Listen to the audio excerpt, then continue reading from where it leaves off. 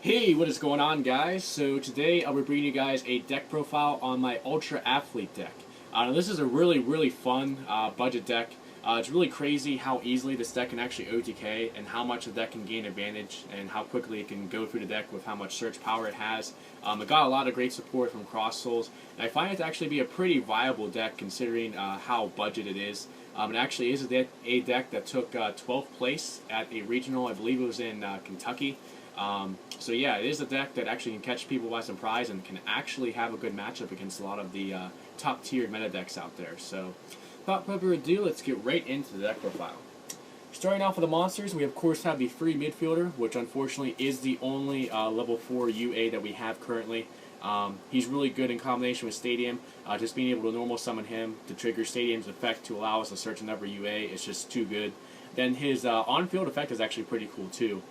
Being able to bounce another UA you control except for midfielder and then spell summon a UA during either player's turn can be very useful. You can use it during your own battle phase to try to get more damage in, or you can even use it during your opponent's turn to try to stun their plays with, say, Perfect Ace or Blockbacker. So midfielder overall is just a really important card for the deck. Then I do play for the 5s, the 2 Mighty Slugger and the 2 Perfect Ace. Perfect Ace is basically the Herald Perfection of the deck. During your opponent's turn, you can discard a card to negate the activation of a spell, trap, or monster effect, and if you do, destroy it. So it's just a really good card at stunning your opponent's plays. Then Mighty Slugger, when it attacks, your opponent cannot activate anything until the end of the damage step, so it's basically an Armades. Gets around Valkyris and gets around battle traps like Mirror Force and Dimensional Prison. So Mighty Slugger is really good in combination with a card you'll see later called Power Jersey for going for those OTKs. And then for level 6, we have the 2 UA Rabble Rebounder. He's one of the new cards for the newest set. Basically, if you normal summon him or special summon him during the opponent's turn, you can special summon a UA monster from your hand or graveyard. So what's the cool thing you can do with him is you can tribute off a UA to normal summon him and then bring back the UA monster you just tributed, or you can just special summon another UA from your hand, which is really good. Just helps you to get more monsters on board and generate more advantage, which is why Rabble Rebounder is good at 2. Then I only play the 1 Dunker. Dunker's really powerful because of the fact that he inflicts piercing damage, and then when he inflicts battle damage, he can destroy 1 card in the field. But he is a bit of a higher level, and he's so easily searchable that I feel like 1 is enough, honestly. But he is another card that's very powerful when equipped with Power Jersey, and he's another card along with Mighty Slugger that can help you OTK. And then for the final UA monster, we have the 1 Blockbacker. He's basically a lose 1 turn on legs. During your player's turn, once per turn, when your opponent would special summon a monster, you can negate its effects and change its battle position. So it's really good for that, and it's also a really nice wall with a nice 2700 defense as well. And then for another high-level monster as a tech, I run the 1 main deck Jinzo. This is really good considering the biggest thing that really stops this deck from doing what it needs to do is back row, and Jinzo just says no to that. Basically, if your opponent doesn't have a warning or like a Book of Moon or something like that, they really can't get around Jinzo. It's especially good when you already have like 1 or 2 UA monsters already on board, and then you can just use Stormforth or tribute off one of your dead UAs for Jinzo, and then go off with your UA plays where you bounce them back to special, the one you need, and then go for that damage regain. So Jinzo, which is a really good card in the main, one that I think would catch a lot of people off guard, and good against those back-row heavy matchups like Burning Abyss, Stellar Knights, and Ritual Beasts. And then for the final monster, I run the 2 Maxx C. This format is so reliant on special summoning, so it's really good to be able to take advantage of that with Maxx C and just get more draws. It really helps the consistency of the deck to be able to thin out your deck and draw to those key combo cards that you need. So that is it for the monsters, total of 14. Now on the spells. Starting off, we have the triple UA signing deal. This is basically kind of a mix of like emergency teleport and the hero lives for UAs.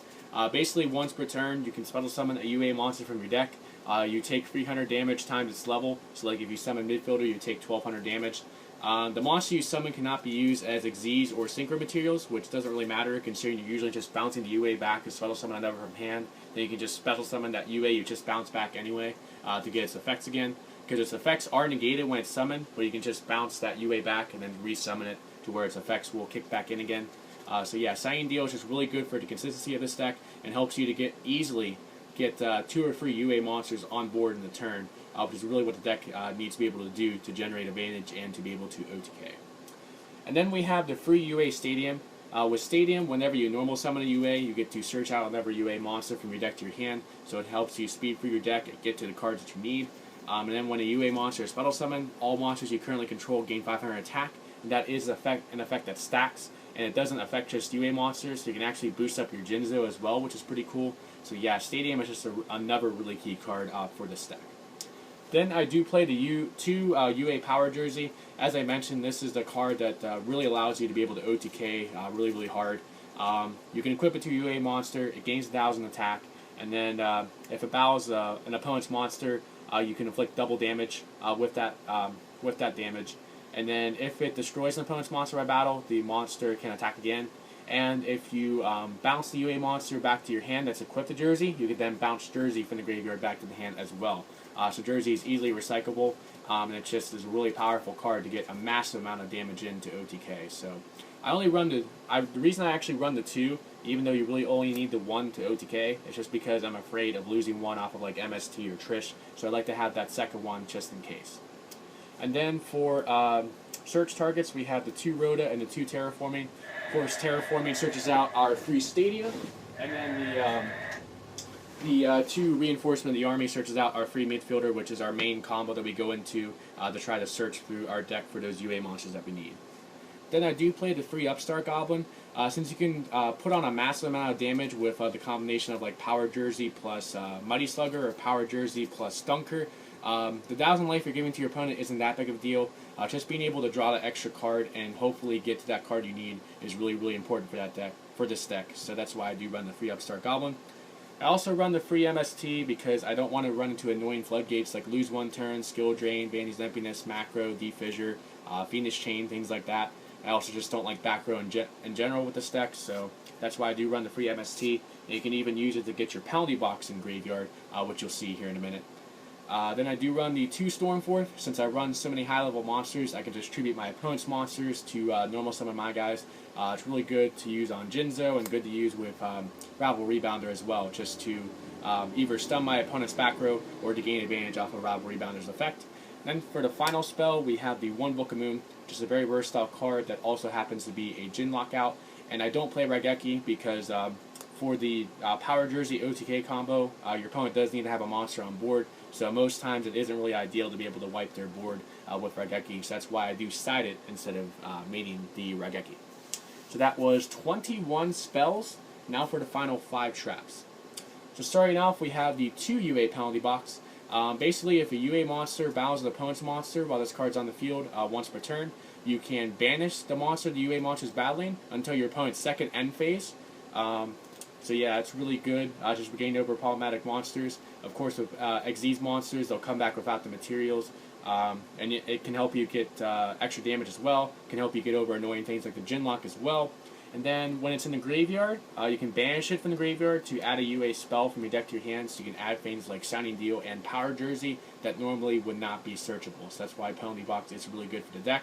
And you can also ditch it for a perfect ace just to have a good discard fodder that you can use to search your deck as well. So that's why I do like the Penalty Box. Then for Final Trap, I run the free Phoenix Chain. You just really need that extra effect negation and also attack stopping sometimes.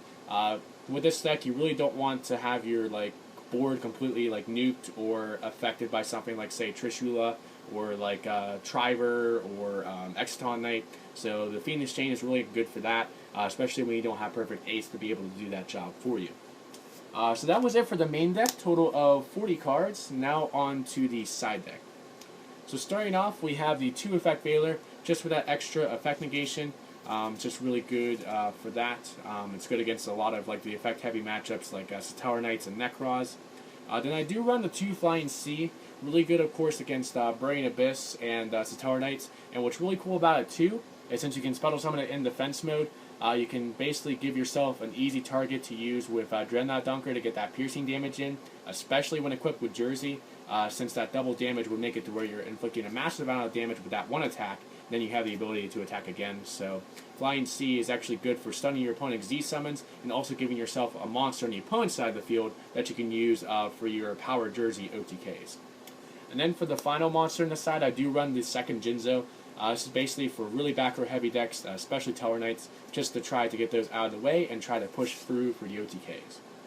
And then I do run the 2 Twister. Again, I just want to be able to get those annoying floodgates out of my way so I can push through them to OTK. So that's why I do run the 2 Twister.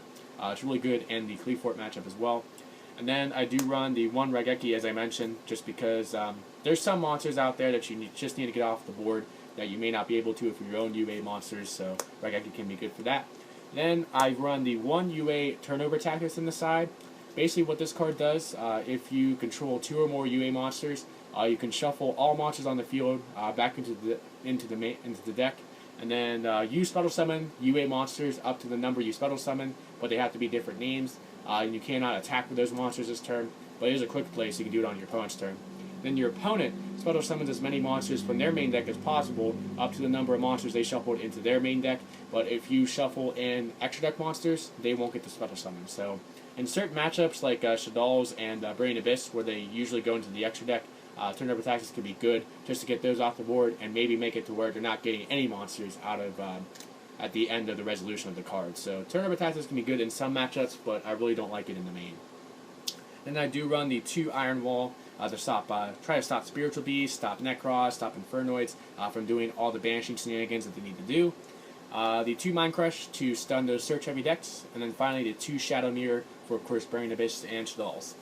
So I will show you guys the extra deck really quick, even though it isn't something you need to go into that often, especially since I don't run like the Heroic Champion Assault Halberd engine that lets you go into rank 4s, and I don't run Glow Up Bulb, which would give you access to synchro monsters, but it's good to have just in case you do have those emergency situations to where you need to go into the extra deck.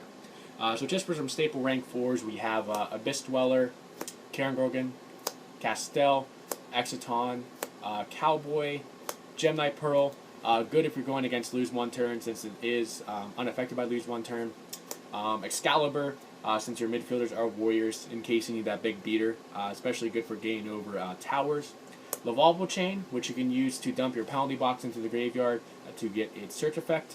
101 Sun Honor Arc, 103 Ragnarzero, and then the combo of Ptolemaeus and Diamond, since Ptolemaeus is a 2-card combo that gets you into Diamond, which is basically a Shadow Mirror on legs, which is really good.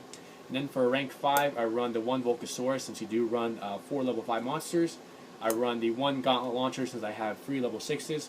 And then the 1 Gaia Charger, which I can overlay over top of Gauntlet Launcher, Volcasaurus, or Diamond if I need to. So that is it for the UA deck profile, guys. I do hope you guys enjoyed it. Let me know what you think about this deck in the comment section below. Do you think this is actually a viable budget deck that can actually be a competitive deck, or do you think it's just kind of a fun-ish OTK-based deck? So if you liked the video, please drop me a like and feel free to subscribe as well. So thank you guys so much for watching, and I will catch you guys next time.